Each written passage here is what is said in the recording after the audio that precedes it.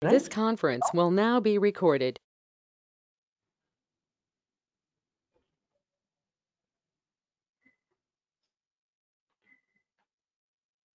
You can able to see, right? Yeah.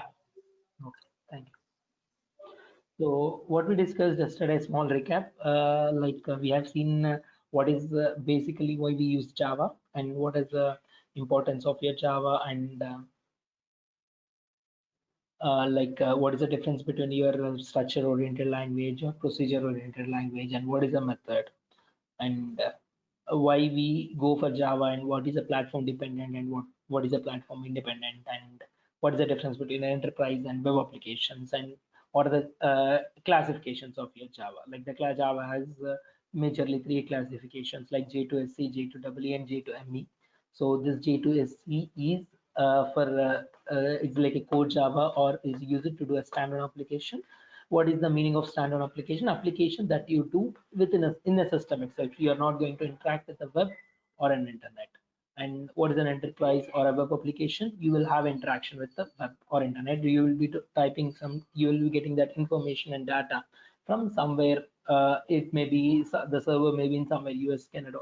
It is not in your location, right? So that kind of applications you call it as web and enterprise applications, and you have other classification of your Java that is J2ME that is for microservices, right? It's like for mobile based applications.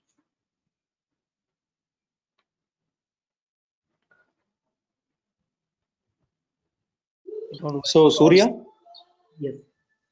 so just to correct my understanding. So the three flavors of Java, one is used for a standalone, which is a Xylo application. The second one here is if we want to develop and broadcast through the internet, then we need to use the J2E. And the third is for mobile based, right? Yes.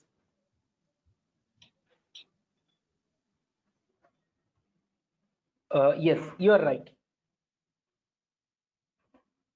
Okay, okay. I think still people are joining, so let me wait for 1 minute, 1 or 2 minutes, and we'll start the session, right?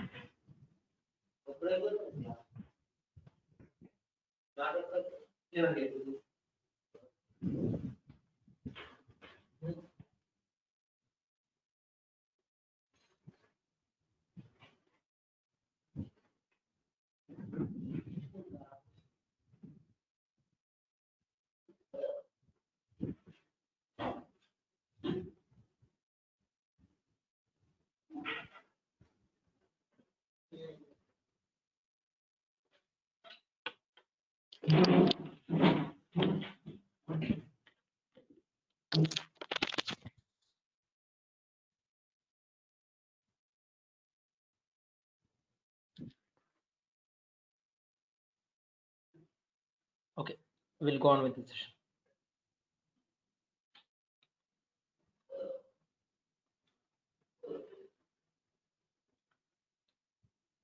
So we have seen yesterday a simple thing. What is a method? So generally, method is something where in C you call it as a function. In Java, you're calling it as a method. So method is something where it will have some action to be performed. So as of now, we just want to do an addition, right?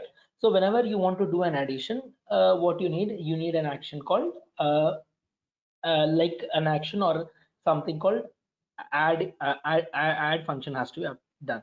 So for that, I have just written a method like this with add, and this is the syntax we have just shown. I'm just repeating the class of this method again because this is a basic funda to understand for further. And what we discussed yesterday here, this void is something called a return type. So why we have a return type for a method, you'll get to know further we go. But why I need this is because whenever you start executing this method and you will be completing. For example, you are at this third line, you have some code and your method got finished at something like ninth line, right? So this is the end of my method and this is my start of the method. Third line and ninth line. So when you want to execute the same, and I said why you have a concept of method, because here you are achieving the code reusability. You write this add logic once from third line to ninth line, 99th line, and from the 100th or 99th line also, you will be calling it, right? So I'll just call a method called add.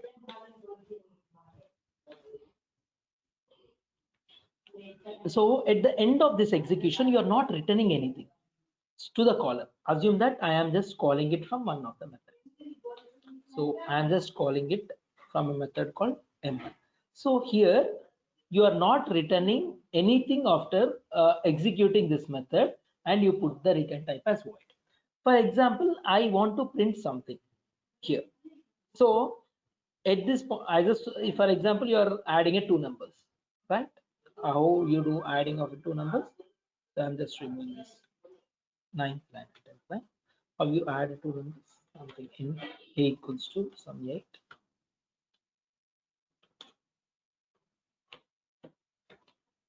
And you just have a variable called int c and you just write a plus b and you are just printing that variable. So what is this int a? And even I'll be telling, even please let me know when you are not clear with one thing that I have written, right? So here what is this int is nothing but a data type. So whenever you declared anything, you need a data type. So what is this concept of data type? And my class will not be like I'll be go on with some topic, and if something comes in the middle, I'll cover that and we'll just come back to the whatever the content that we are discussing. So we have a concept called data types in any language. Types. So here your Java will also provide the data types, and we'll try to discuss more. But as of now, the basic why you need a data type, because when you want to store a value, it can be anything, right? It can be a string value, it can be an integer value, it can be a float value, it can be there are different types of that value. For example, you want to store some 0.99 value in your system, like you want this value and you want something like 999, right? So what is the difference between, what is the main difference, like when you store this two kind of values, so which one require a huge memory? Obviously this, right? And this might require a less memory. But if you are trying to store the same, for example, if you are trying to store the same thing with 2 bytes, and here if you are trying to store the same thing in a 2 bytes, I'm just telling an example, some same memory, it is not good, right? So for this, you should be storing it in less memory. It should be one or something. So how your system knows, okay, he is going to store a less value, he is going to store a huge value, and how you will be knowing that what is the type of the value, it is whether string or float or integer. So for that specification, you will be using a concept called data types. It is in this data type, it is going to specify what is the memory of that and what type of data you are storing in it. The name is indicating it, right? So here you have different kinds of data types like int, which is used to store the integers. You have short, which is used to store the integers, but the memory for that will be lesser. and you have byte also. So the memory for int in Java is 4 bytes. That is different in C, right? And the memory, some of might have known this concept, some might not, but I'm just considering this. You have a float as a data type. You have a string is not a data type in Java. You have a char as a data type, but they have introduced a concept whenever you want to store like the alphabet, like the big words or something, you will not be using an array of characters that you used to do in C. Now they have come up in Java, they came up with a concept called string. So string is where you will be storing a large number of text files that mostly you'll be using. And here string is not a data type, it's a predefined class in Java. You have a char whenever you want to store a single literal, right? So as of now, this is nothing but an int, which is of four store bytes, and I'm going to specify, I'm going to store an integer value. If I declare an int, and if you are trying to write a string like this or a char, it will show, your compiler will throw an error because you told that in a I'm going to store a integer value. For sure, you should be storing that integer value. So I'll be storing the 3 or 4. And I'm just doing that addition, and after that I'm just printing the C value here. So whenever you want to print something in C, you use printf. Whenever you want to print something in Java, you use system dot out dot println. Here your system is a class and out is a reference variable and println is a method. So we'll see more on this also. But what you want this value to be printed not at this point. You want that value to be printed at my m1 method or at 99th line. I just want this addition sum, right? Added sum, I just want to hear. So then what I want, the value that I got in this method should be returned to m1 method. So then only you can able to get it, right? So for that, I should have a return type. Here, if when you not want any return type from this execution, you put it as a void and not returning anything.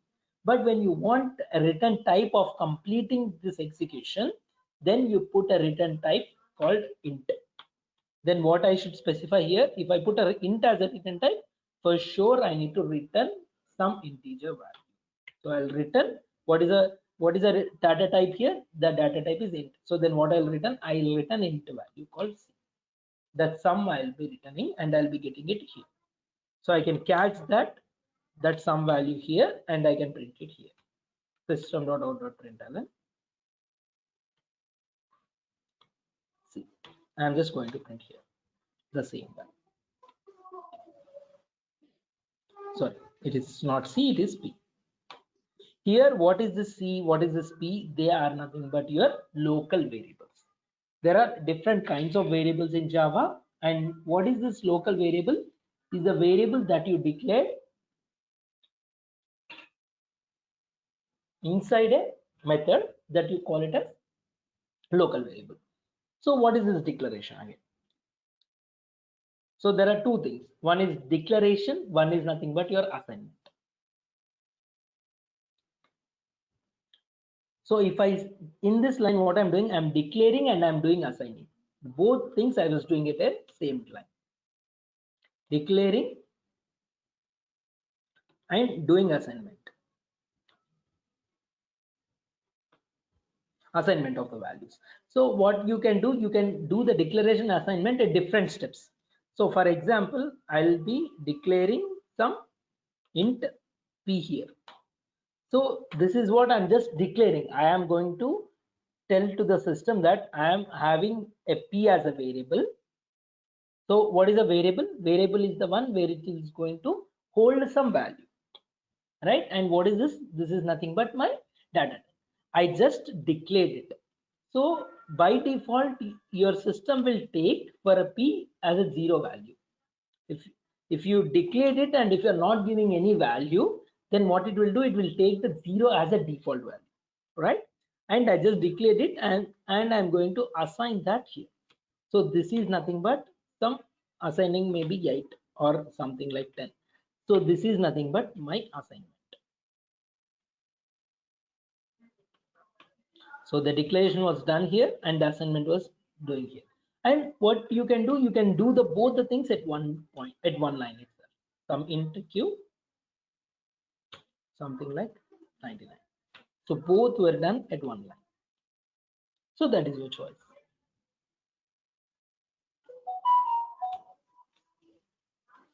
I think you are clear with what is declaration and assignment, right? And you are clear with the return type also. If I assume that if you are having a return type called string here, then you should not return int value. What do you need? You need to return a string value.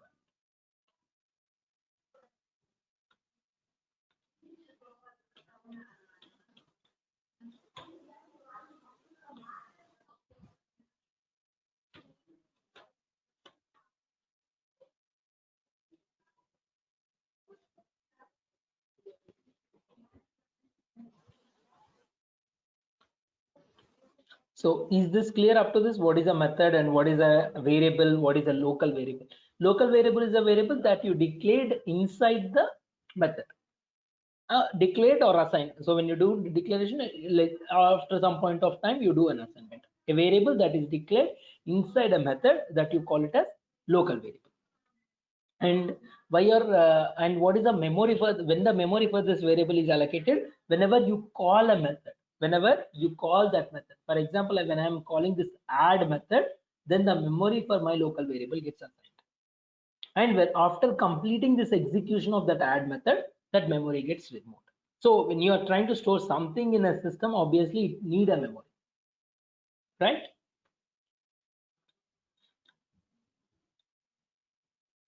Is this clear? Okay.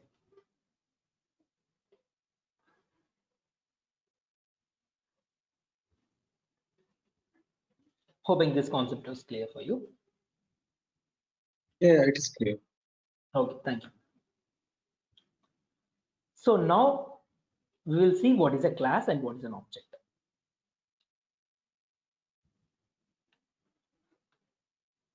In Java, there are two main concepts, which is the basic. Whatever the program that you need, it will have a class, it will have an object.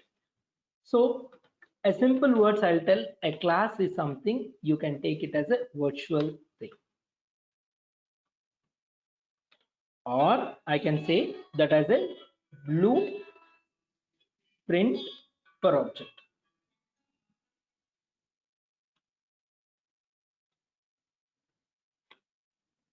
So what is an object? Object is a real entity.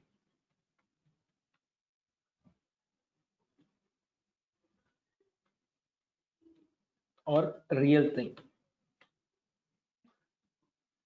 So whenever you want to do any application, right, you will have a lot of requirements, right? So for example, I want to develop an application for a college.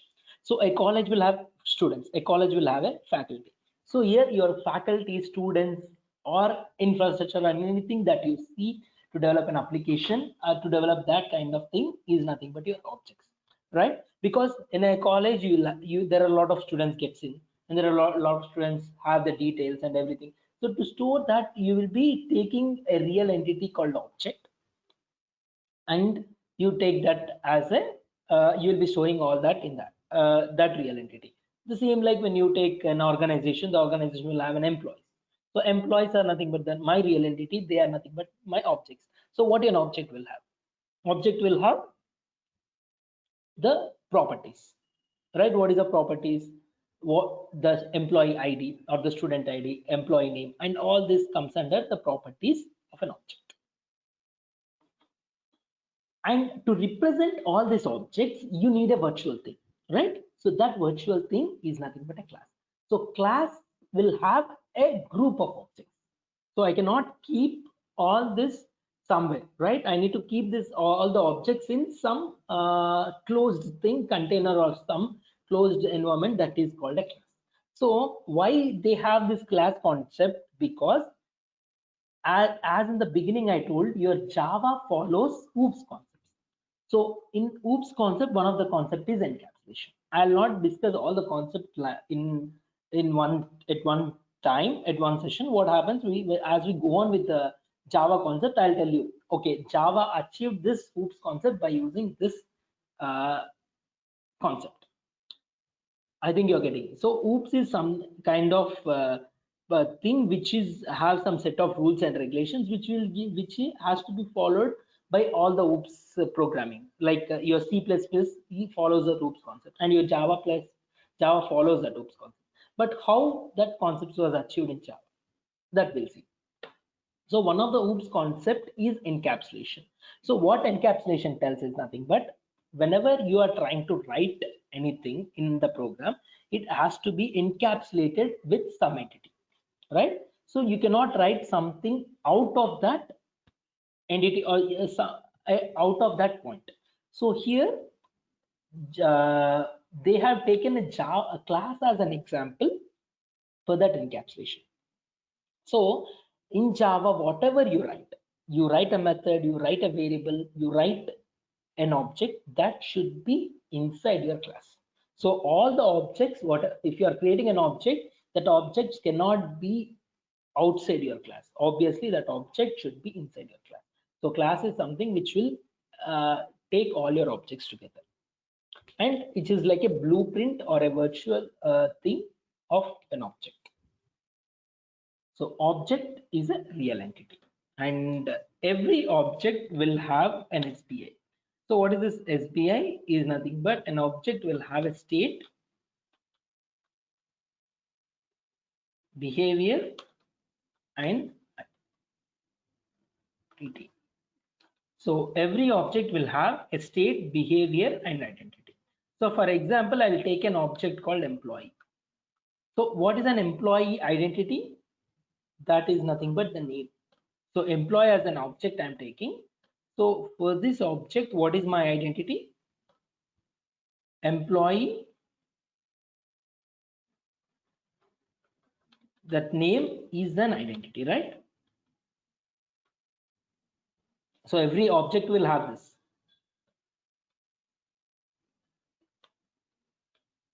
Object in Java you take will have this.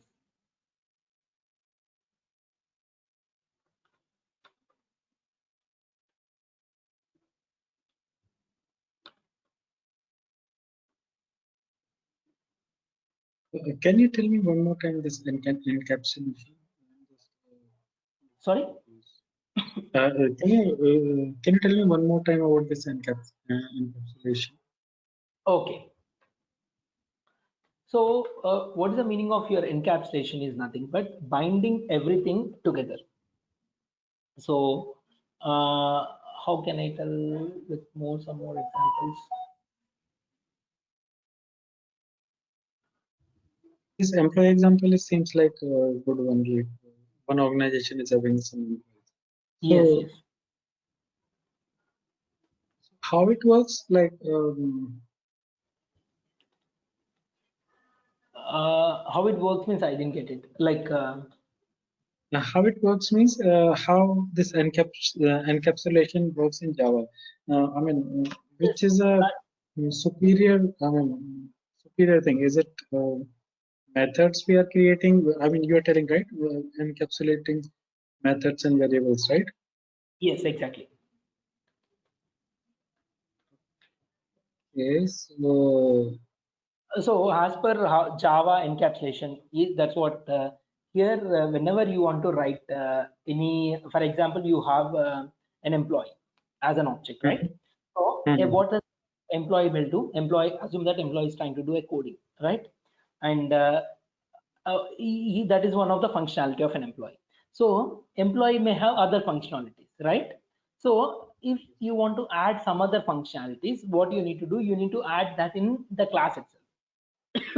Assume that you have one employee, and employee have an ID name. He has this properties. What you want to do, you want to update an employee with an address. Assume that there is no address existing as a property for him, and you want to update an address also a property for an employee. So where you do that, you should be doing that within a class itself. You cannot do that outside the class. Okay. So Yeah, everything yeah. you want to do, it is encapsulated in a class. For example, what generally will have is nothing but the properties are nothing but your ID, name, that are nothing but your properties. You want to add that thing, or you want to add some new functionalities for an employee, like the coding. He's trying to do a code. Otherwise, he just want to add some other new functionality, right? Everything that should be done in your class itself.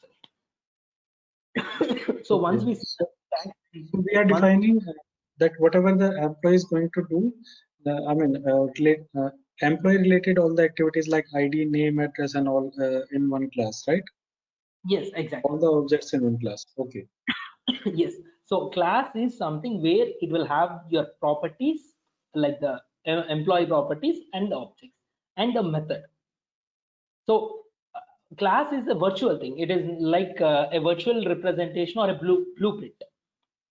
So a simple example can be like, you want to design a building, right?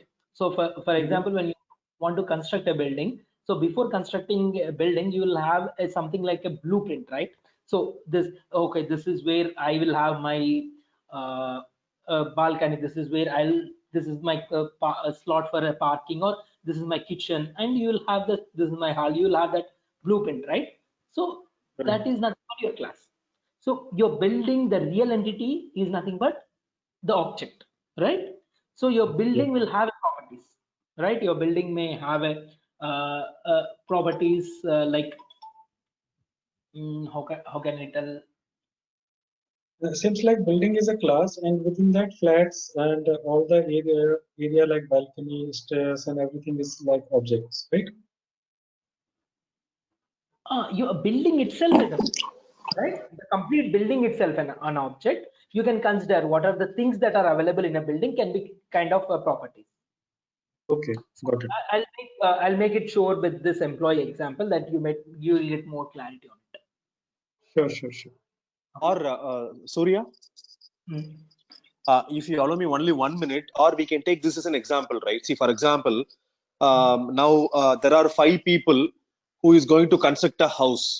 So now my Okay. class will be the overall square feet, which is my class, and object is nothing but which will inherit property from the class. So now 5 people in 500 square feet, I will build 1 BHK.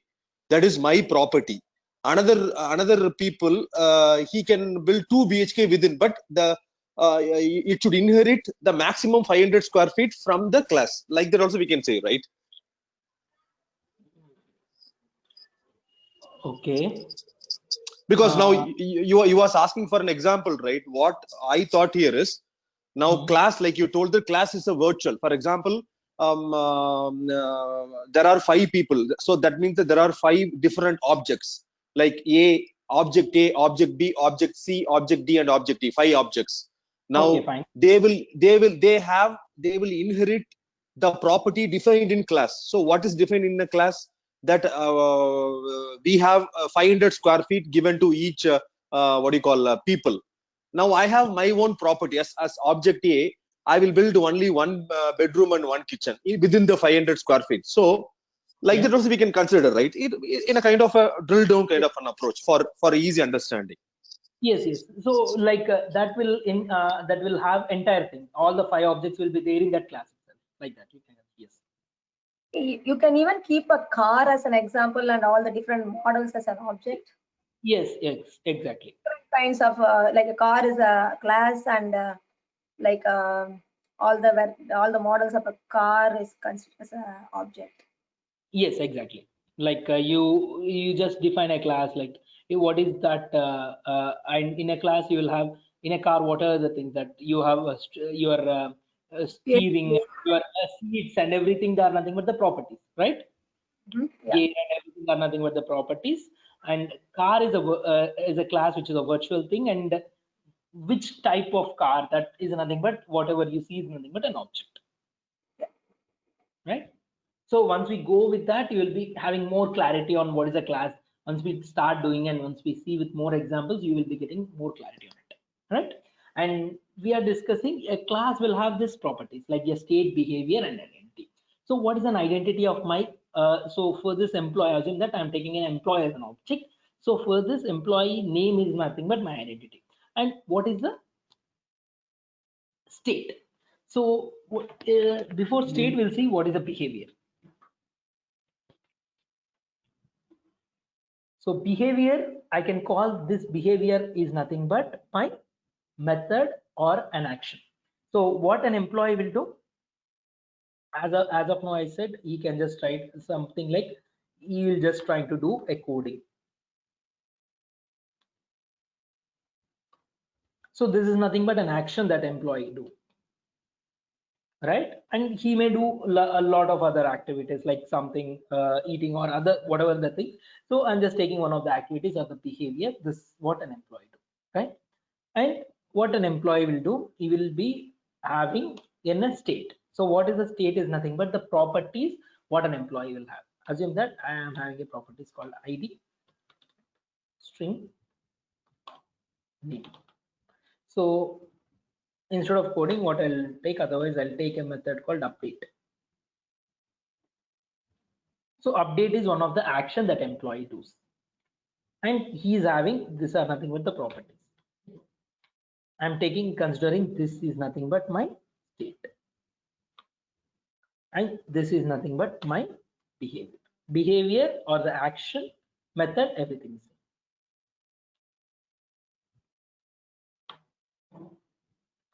So by default, your state will have some values. So if, as I told you, if you are not giving any value to any type, so what is the default value it will take? It will take it as 0. So this is 0 is my default value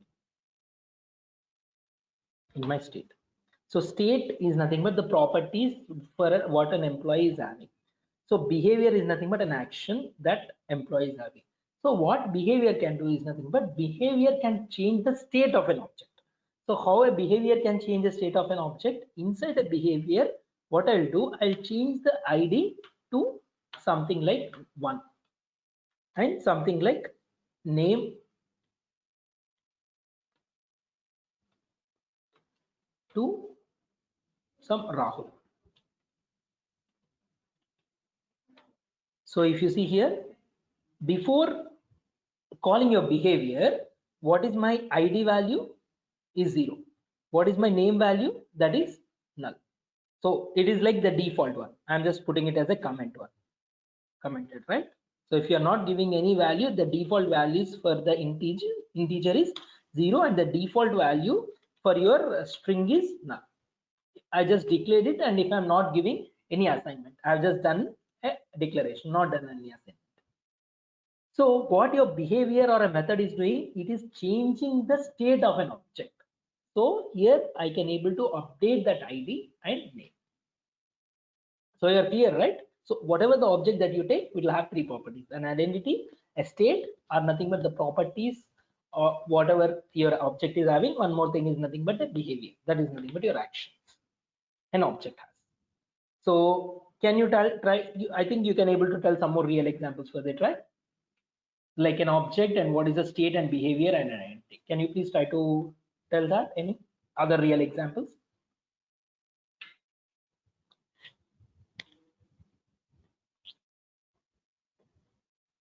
Is this clear? Has every object has this state, behavior, identity? Yeah, it is clear. Okay, can you tell any other real example that an object has, taking that as an object and telling this is the state and this is the behavior and this is an identity? So it makes more clear. So apart of employee name, we can someone put someone was Don't take listing employee. cars, right? That we can have cars, car name, and int ID is and that string name we can take the same, and within when we are updating, we can update any number, right? Part of one, we can put whatever the action we want to assign in that, or we want to update, we can mention it here. And then, okay, the car is an identity, that is clear. And yeah. what are the state a car will have? What are the states like? So the state, I mean, Speed. can be, yeah. Speed. Color. It can be a Color, type of car, hatchback, sedan, or what? Right? Yes, yes, yes. And what your car will have? Again, your behavior. accelerate. Yes.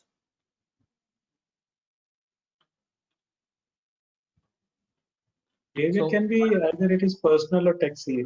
Can be mentioned. Right? There are two types. like there are a lot of states, but I'm just taking only Yeah, few. yeah. So what your car will do, running. So right, running means it will be like going. That may be the behavior that it will have. That traveling or running is nothing but an action that a car does, right? Exactly, yes. Behavior. So this is one thing, but you're something like, and I can tell you one more good example that will always like helps. I can take account as nothing but my identity, right? Okay. Yeah. I'm taking a bank account. So what are the states that a bank account will have? A balance, account number, right? Name. These are nothing but the state of an account will have. And what are the actions that an account will, on an account, what you do? What are the actions that you perform? Debit, credit. Withdraw Yeah. and something like deposit. So these are nothing but the actions that you do. So here I think you can able to recollect this with a good example, right? Here Yeah, this this one is good. withdraw and deposit will change your state of an object. Assume that you have a balance of 3000 initially. So if you perform a withdraw of 1000, what happens?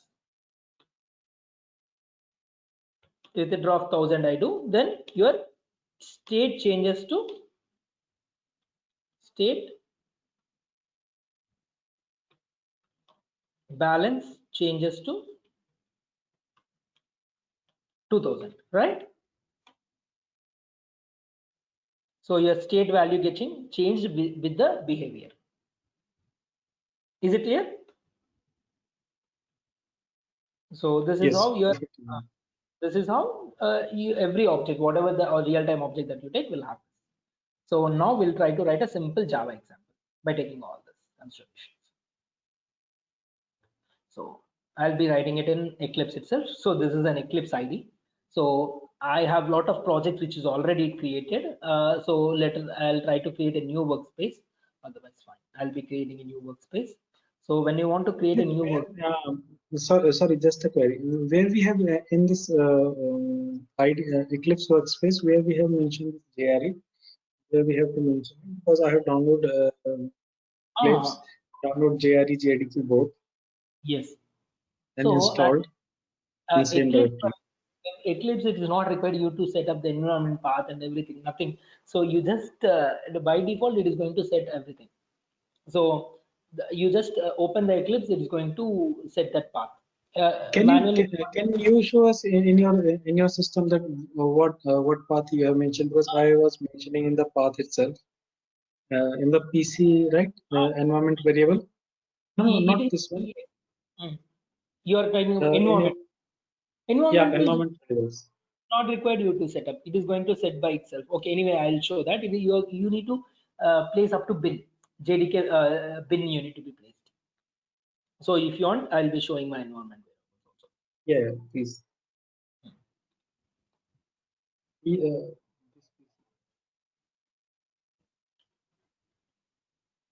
is showing on the left. Yeah, this Sorry. PC.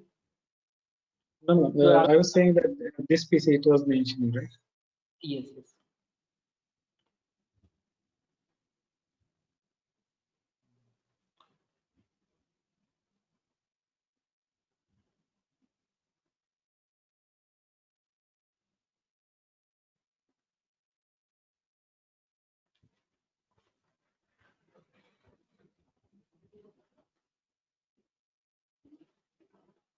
Yeah, advances.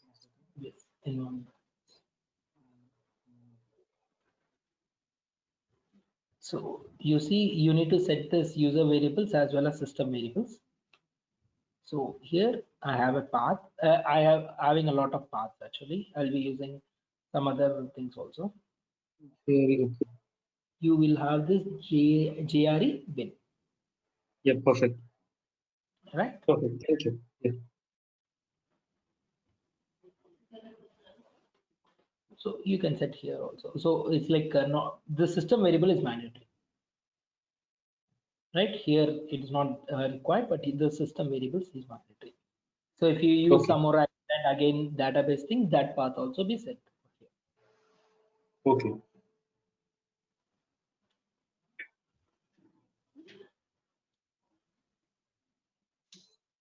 Okay. So I'll try to create a new workspace.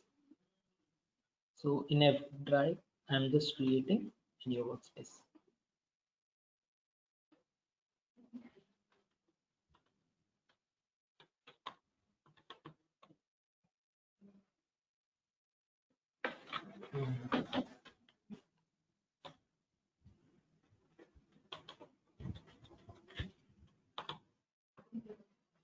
So I'm just giving some workspace Java Isha. So what I'll do, I'll close this existing workspace and I'll try to open that one.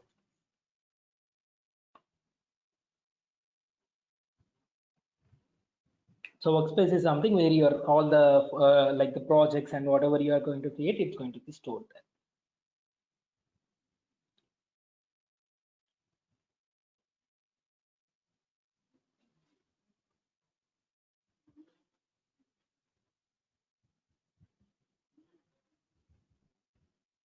So please, who the people who are attending, please try to install that and let me know if you have any queries. And once you do that, start programming only, it will be the things will be clear.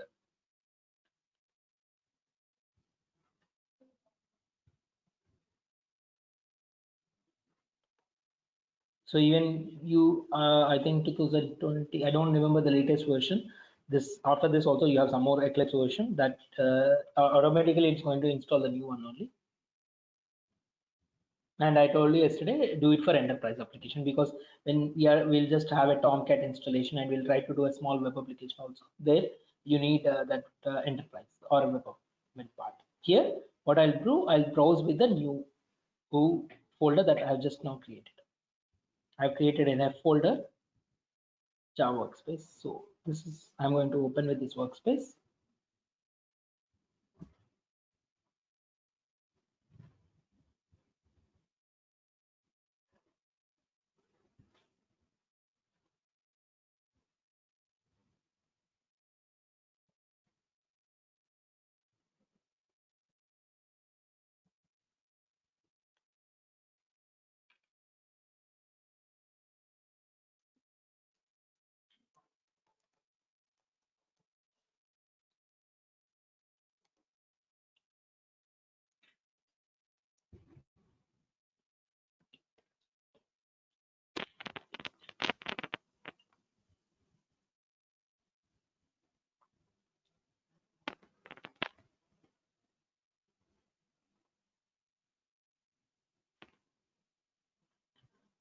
Sorry, it is little slow. So I mean, we'll try to write here itself. So as I told you, everything you will be writing within a class. So the syntax for a class is nothing but So by any chance, do we have any kind of a online application where we can write a small code and test? yes, you have a lot of editors available. But I prefer just try to do with an Eclipse itself because Okay. most of the people in an industry it will be used, will be using an Eclipse, and even it is very good. So it will have a lot of Yeah. suggestions and everything.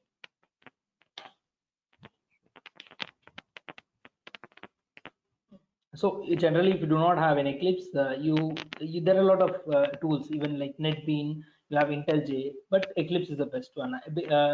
Not like the best one, everything has its own, but mostly popular and used one is Eclipse, neither the NetBeans or IntelliJ. IntelliJ, you have a paid version and you have a free version also. But when they go for IntelliJ, it's like very heavy based application. And they will go prefer with IntelliJ paid version itself. Okay. So I have opened this Eclipse, and it is I wanted to create a new project. So it is asking what type of project. We want That's what you are trying to create a project. I'll just show that. I'll just show you. You opened an Eclipse, right? yeah, it's open. It is a Java project. Now, as I told you, there are different kinds of projects available, enterprise web applications. But as of now, we'll just create a simple Java standalone projects, right? So when we start advanced Java, we'll go with enterprise and web applications. So I'll be showing that here. So it's an enterprise application project, right? No. We need to create a Java project. I'll show just.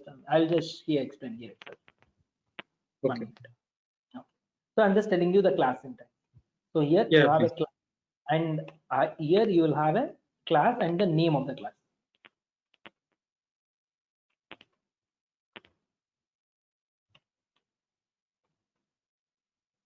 The class.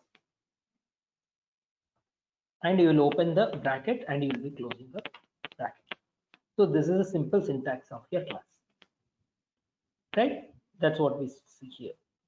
Now. So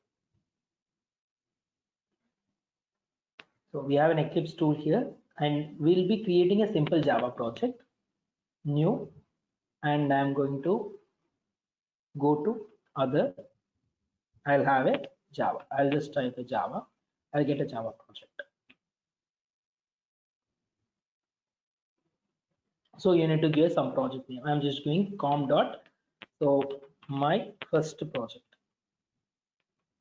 Any name you can give. I'm just giving this name. Sorry, can you show it once again? Just Okay. I just missed one step. New. After clicking on others, yeah. New.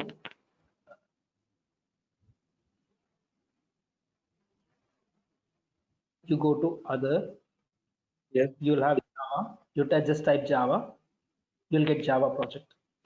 Okay, perfect. Type next. I'm just giving a project name com dot my first project. Right. So here I'm using 1.8 and everything is predefined. I'm not changing anything here. Next, and I'm just trying to finish, and it is going to create this project setup. So your project will be getting with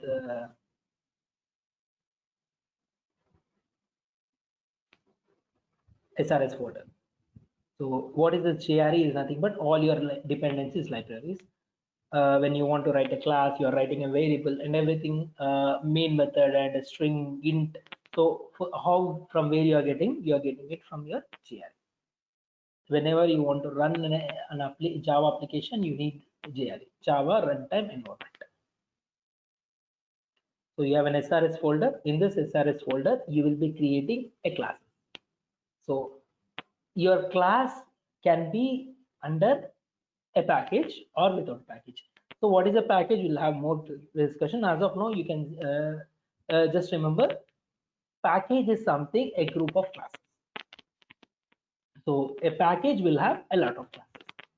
So I'm going to create under a default package. If I'm not giving any package name, it's going to create me under default package. So here new, I'll write, and I'll just right click on a class. So it's going to create a class for me. A class should have a name. I'm giving a name called addition. Correct my class name. And whenever my class is generating, I just want to write the class with the main method. I'm just creating it and I'm finishing it. So in SRS folder, it is going to create with a class called addition. So, okay, generally, if you're not giving any package name, it is taking that project name as a package name. Okay.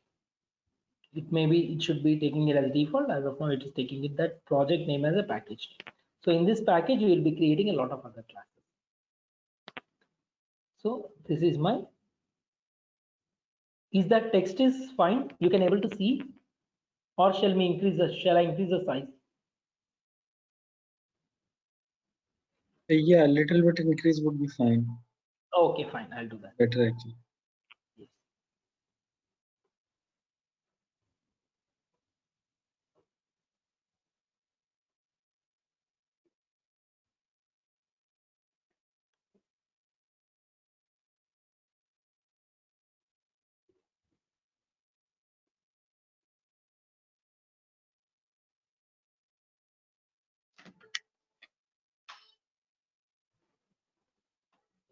12 will be fine. Is this fine now? Yeah, seems better. Sorry? Yeah, it's better. Okay. Then little more I'll do. I thought. I think 14 would be better.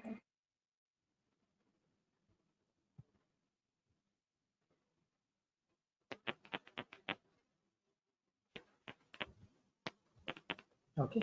I hope this will be fine. Now what I'll do, so this is my class. I opened my class over here and I closed my class over here. And what your class will have a method and a variable. So every class will have a main method. And this is the syntax of your main method. And we'll discuss why your main method is public, why it is a static, void, and main. And as of now, you know, this void is nothing but the name of the method. And sorry, void is nothing but the return type of a method. So from a main method, you are not returning anything. That's the reason you have a void.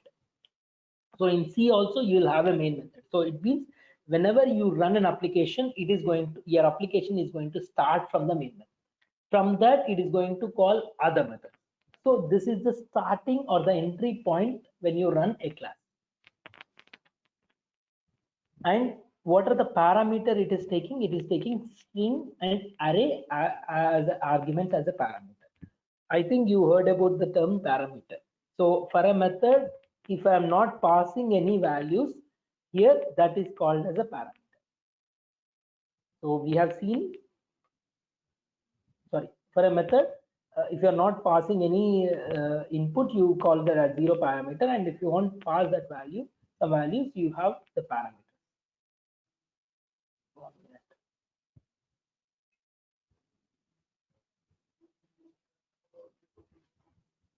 Okay. So we have seen an add method, right? So with this is just what we have seen it. So in this is the syntax. This is the what an add method, a method looks, right? Here in the bracket we are not passing any value. So that's why you call this method as a zero parameter. And when you write an add method, you can pass the parameters to it. So for example, when you want to call this add method, how I'll just call like this, right? But when you want to pass the parameters to this, I need to be doing like this. Int a comma int b. So for this, what I'm doing, this is a method with parameters. How many parameters? I am having the method with two parameters. What are the two parameters? Int a and int b. So when you want to call this method, how you need to call? You need to call with parameters. So I need to call with 2 4.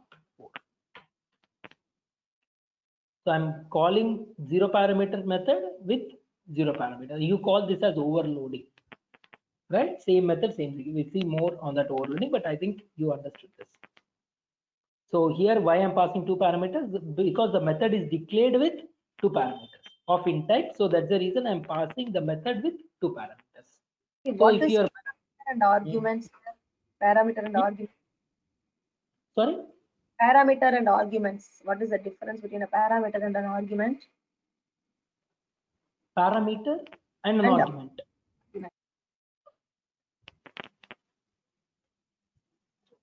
Method with the both are same, right?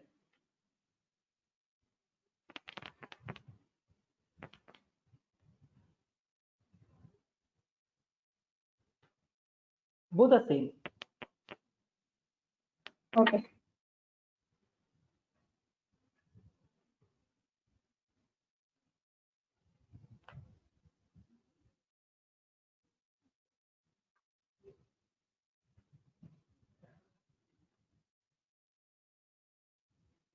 Okay.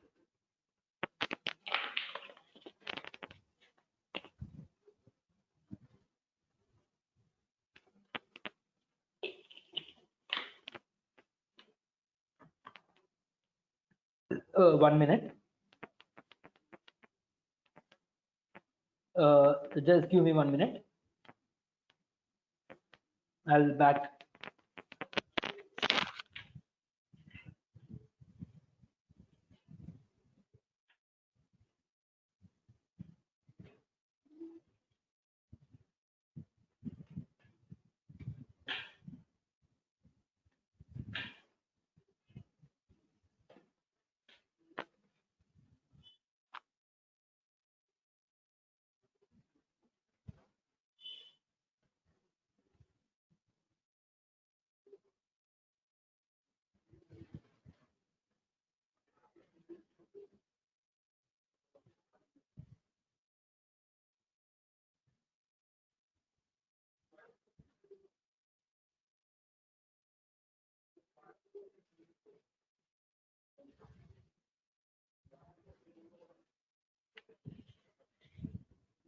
Okay,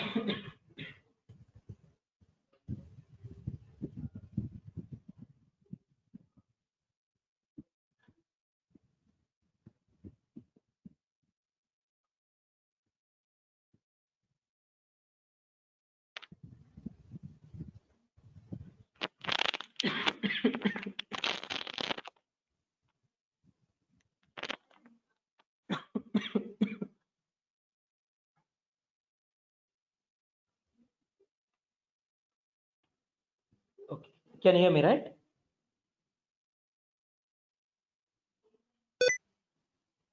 Hello? Yes. Okay. So here, for example, when you have two parameters, sorry, when you have one parameter like this, so you will be calling that method with one parameter, with the two. So if the parameter is of string type, you will be calling that with a string value. So how I should not call with a int, I should be calling with that string, right? So sorry for the small mistake. So this is what your parameters actually, and whatever you declared is nothing but your parameters, and whatever your with a when you call that the runtime, that is nothing but your arguments actually. Your 2 and 4 are nothing but the arguments. When you want to call this method with which is of two parameter, you pass 2 and 4 as an argument, and this is nothing but your parameter. I don't who asked this question. I'm not sure. Is it clear?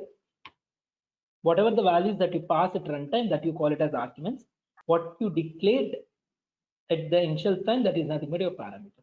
So sorry for the mistake. Yes, sir. Correct, sir. Okay, I got a little confused. Fine. Sorry for that.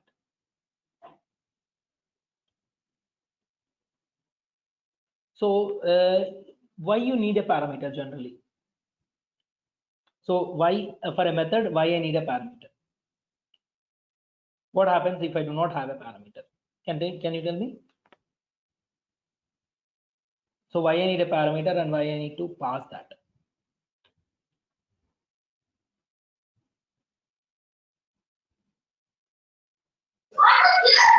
Because always a method is nothing but a sequence of action or activity to be performed.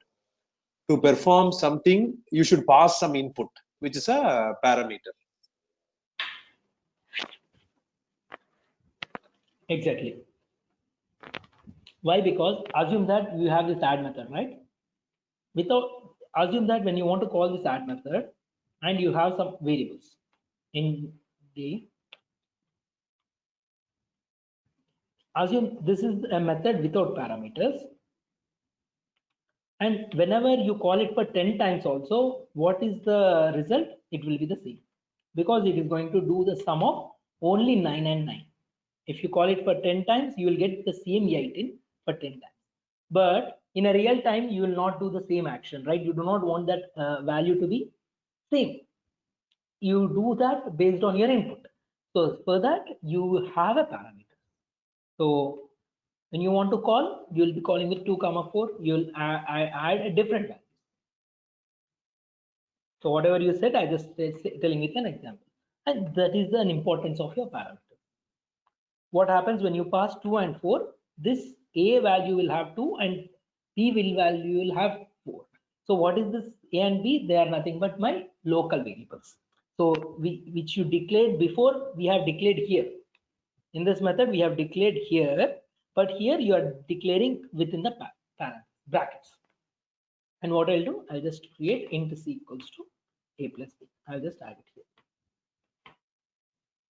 And the result will be different based on the input. Okay.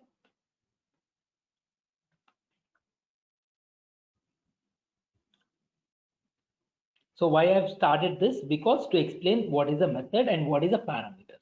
Here, What is the parameter I have? I have a string as a parameter, and that is nothing but an array of strings, right? What is the meaning of an array? Is nothing but a group of similar data types. We'll see more that concept like in further classes. What is an array and how we declare an array? That is also part of our syllabus. So we have a main method, and what we want to write some our own method. So when to perform an addition, I just want to do that addition in my own method. So for that, I'll write a method called add, and here I'll declare variables. Some int a equals to 6, some int c equals to a plus b.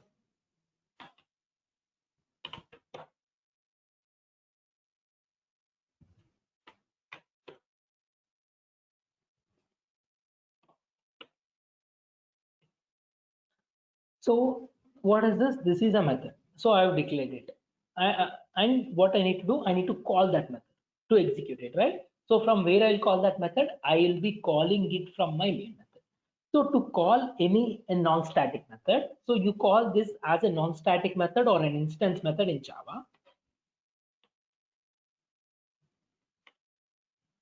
So why I'm calling this as a non-static method? Because there is no static keyword. So we'll see the difference between your static and non-static also. So as of now, when you remember, when you want to call a non-static method in your Java, you need to create an object. So the syntax of creating an object is class name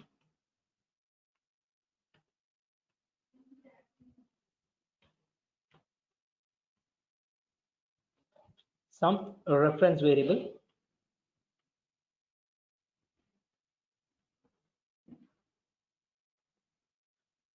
So what this reference variable will hold, this variable is going to hold your object value, or so new keyword and a constructor. So what is a constructor? Is same like your class name, but with the brackets. So what is my class name here? Addition. I'll write that addition. And some reference variable. It can be anything. So you can take A, B, or anything. I'm just taking A as a reference variable. You can take add also. Anything as a reference variable. Method name is also same, right? So I'll take that as addition otherwise. And a new keyword and a constructor. Your constructor name looks same like your class name, but with a bracket. So when you want to call this method, what I'll do, a reference variable dot that add method. So this is what a simple Java program looks. So whenever you execute this, what happens? Whenever you're running this, it will call to the main method, and your object gets created. After creating an object, I'm just calling the add method, and it will start executing this add method. It will complete this execution, and it will come to the main method, and nothing is there. So the flow is, first it will come to the main method, it will create an object. After creating an object, it will call an add method. It will go to the add method, and it will execute this add method, which is started over here and which is ended over here. And your main method started over here and ended over here, and there is no execution further, and it will come out of that, and you will get that output 15 in a console. So whenever you want to print something in your console, use system.out.println. So system is a class, out is a reference variable, and println is a method in a print stream. So we see this, what is this, why we use this out, and what is this println, what is that relation. We see more about the system.out.println also. And as I told you, I'll be telling why they have given the main method like this, why they have given the return type is void, and what is the static, and the public is nothing but an access specifier. Once we are discussing an access specifier, you get this clarity what is, why they have declared this as a public also. And a string as an argument, array of arguments, because from outside a main method they call it is going to call with an array of string as an argument. So to run your Java application, you can just click on this run. It will show run as Java application. Even you can debug that application, and it will show from where it is happening. So this is 15. When you want to debug, it is like debugging is something, it is going to execute the step by step. So I'm just, when you want to debug, I'm just putting a debugger point. So with your application will come over here and it is going to execute this method. You can see. For that, you can just run it as on debug mode. So this is what you can do. Debug as Java application. So now you put a breakpoint and it will come to your main method.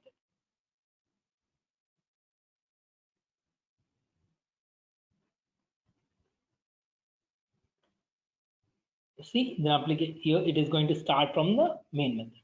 And you see, it is nothing but an array of arguments that you passed, and it is nothing but an empty. After, when you want to execute the next step, you need to press F6.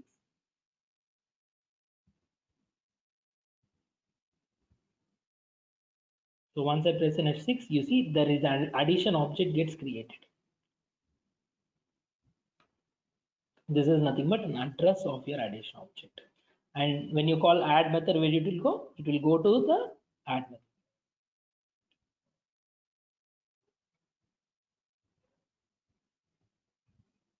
So this stands for this object.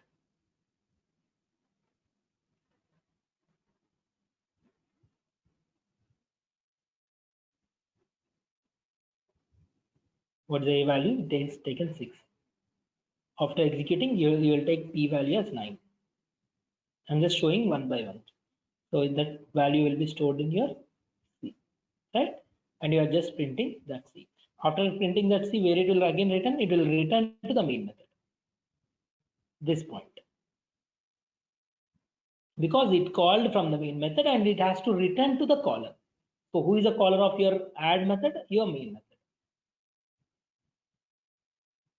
So it completed its execution and it will again return to the main method, and there is no executions here, right? There is nothing over here, right? It will come out of this loop. That's it. This is what the simple execution.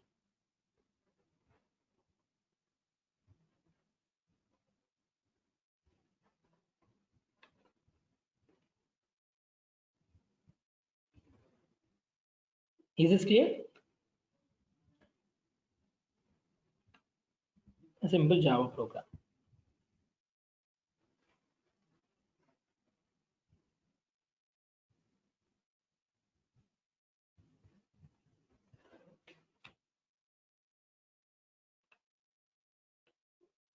Any queries?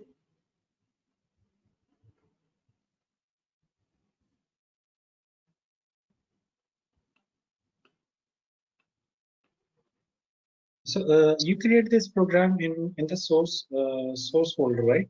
Source folder Java program. Yes, yes.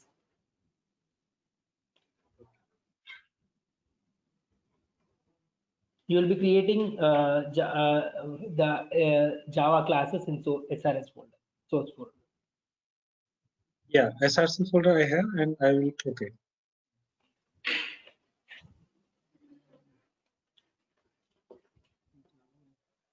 Okay, there are package, class, interface, everything is there. So I need to create a class, right? Yes, yes. So no need to give any package name. It will take the default package name. It will take. It is taking project as a package name itself. If you want, Yeah, you can. it is asking. It is asking for the name. Class name. You can give anything. Something like.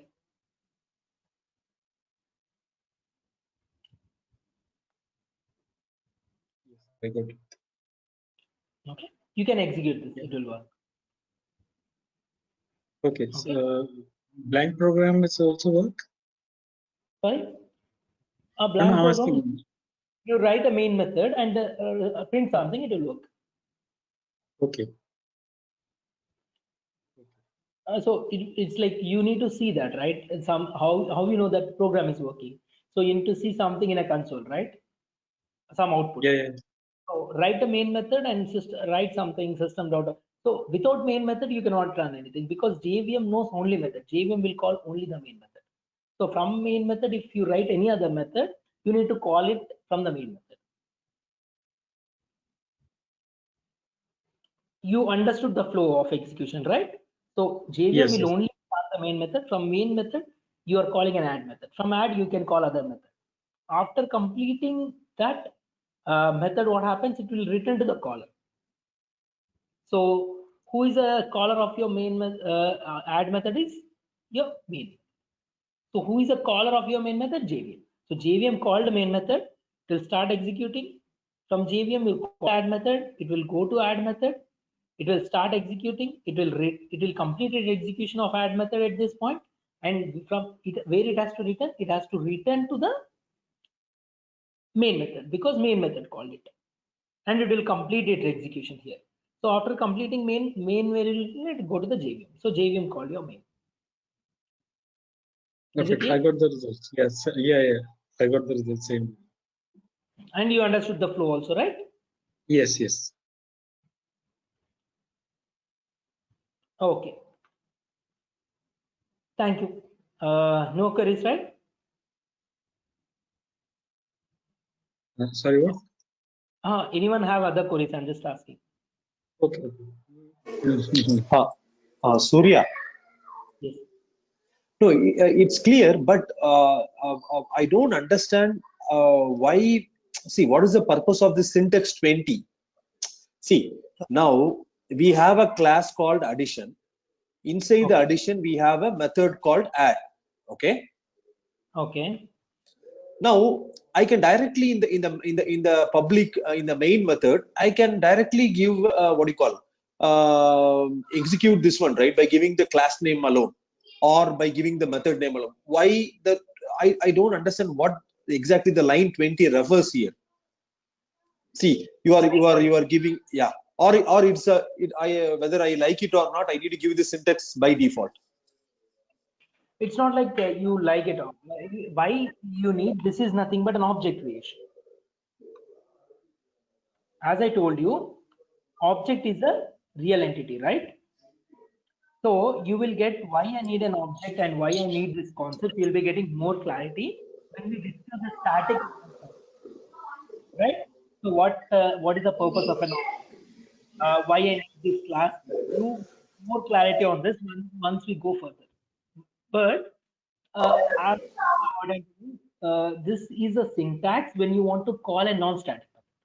So what you are telling is nothing but you can have a query, right? I can directly give this piece of code here, or why I cannot call this add method directly like this.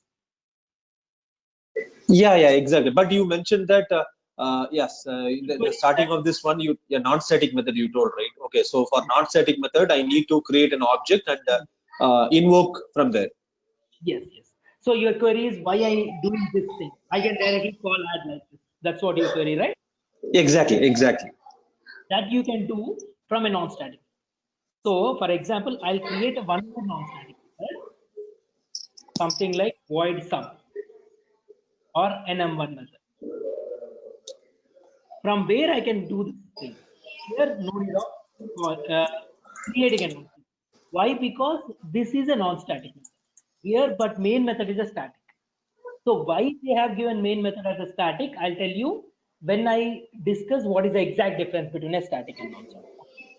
So is Java like you will have very like the questions like once we discuss that concept again we need to come back and I'll tell you why they have declared like.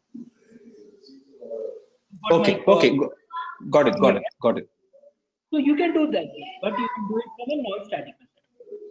So why this is a non-static? Because I do not have any static keyword here. So, but why this is a static? Because I have a static keyword. There are two kinds of methods: static, non-static. You declared a before a method. If you write a static keyword, that becomes a static. Before a method, if you not write any, there is a lot of disturbance from someone. And even you cannot call this add method from M1 if this M1 is a static. So assume that if I put a static here, that will show me an error stating that you cannot call a non-static method from a static method.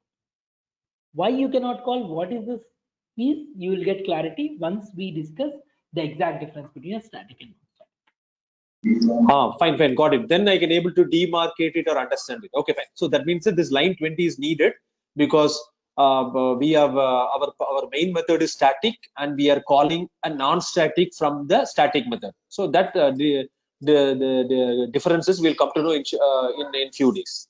Okay. Exactly. Thank you. Okay, and winding up the session, please go through these examples and please try to do a practice, and you make it try to write some more methods and possibly. So if possible, I'll try to give some, not like a, I guess like try to write a calculator and try to write different classes like addition, subtraction, multiplication, and try to execute all these things, right? So it could be a good practice for you. Do we have class sure. tomorrow? What time? The same time, it's 10 to 11. So we have classes regularly, like for 10 days, there is no break. Okay.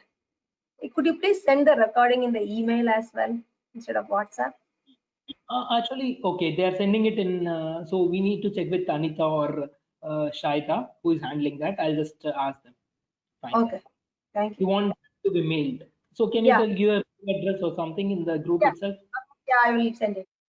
Okay, group or anything, fine. Okay. Okay. Thank you. I'm winding up the session. Thank you, sir. Yeah, thank you. Thanks a lot. Yeah, thank you.